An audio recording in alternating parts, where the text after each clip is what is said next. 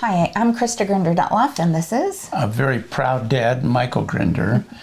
We have done a lot of pioneering in terms of coaching. Krista has a forthcoming book that I want her to describe, and let me praise her as she goes along, because it's going to be something that's really helpful. Talk about first budget cuts and why this book is so important. Well, actually, what happened was our school district, I was a coach, and our school district got a grant, but the grant didn't arrive and get implemented until after 3 or 4 months of school.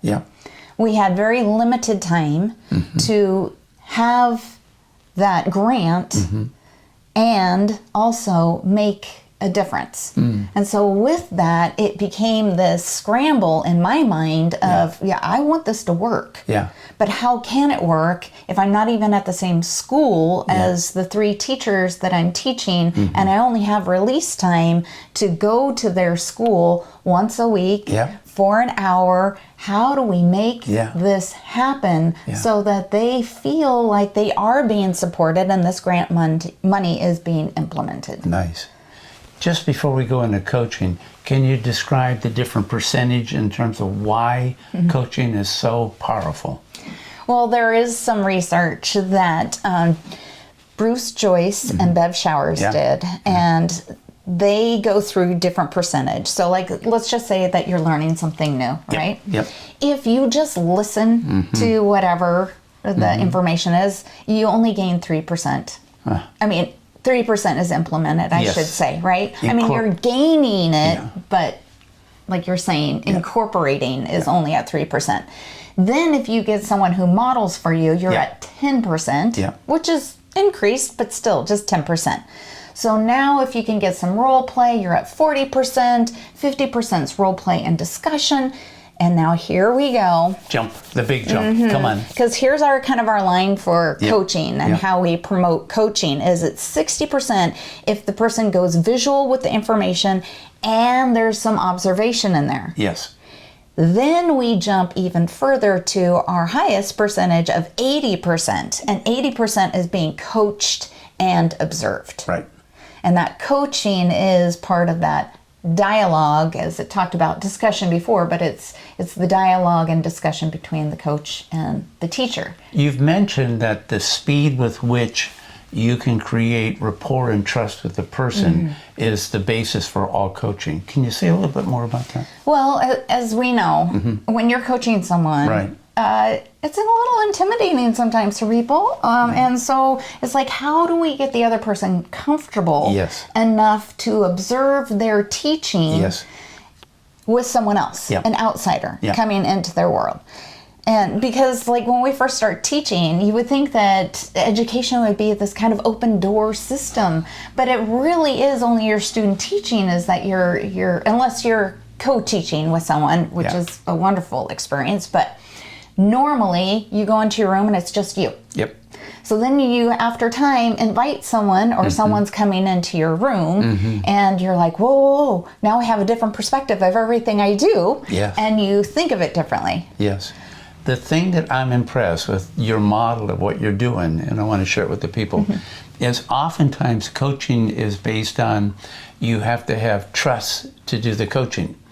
Her design is trust becomes the byproduct from coaching. And the difference is you're live, you're looking at video footage, or you're in person with the person, or you're teaching them how to watch themselves on videotape. That is very different than I was never in your reality and I'm going to mentor you through a series of questions. I love that you have the practical, it's got to be real, it's not based on what you're telling me what happened, we're actually seeing it. Congratulations. Well, and to get to that seeing part, that's like, there's different phases that we're talking about in terms of coaching, and everyone goes through the phases at different time periods because it has to be the comfort level of the teacher that you're coaching. But with that is you want to get to videotaping as quickly as that person you're working with is allowing you to do that. Sometimes you have to nudge a little. But once you get that videotaping it's this interaction that happened, and it's two people looking at it, and the coach starts off with just, okay, let's look at this. Oh, you saw the teacher do this, and you saw the student do this. And then eventually what you want to do is get to the next phase, that then you're encouraging the teacher to say, okay, you coach this teacher. Yeah. What would you tell this teacher? What are we seeing here? What could be other possibilities? And then that creates the next goal. Got it. And the more specific you can be with the goal, the better. So as we go back to Bruce Joyce and Bev Showers, it's about role play. You almost want them to rehearse for the next videotape of what would that look like. That's right. And then we get to come back and watch it together. Did we improve? This phase is going from a dependency model. Which I hate. I apologize. Right? I hate it. And that's why we want to, as soon as we can, is to slide into an independent model that empowers that teacher to start looking at themselves and give their own professional development to themselves in terms of what is their next goal, what would they see in here for it to be accomplished, and whatnot. It's just at the very beginning that they have that second voice. And then as soon as that voice can fade, the coach now starts to listen to the teacher, and the teacher is doing all the coaching. Eventually, the coach fades away. Now, it might be due to time, or it might be that you notice that that teacher's ready to fly and be free on their own.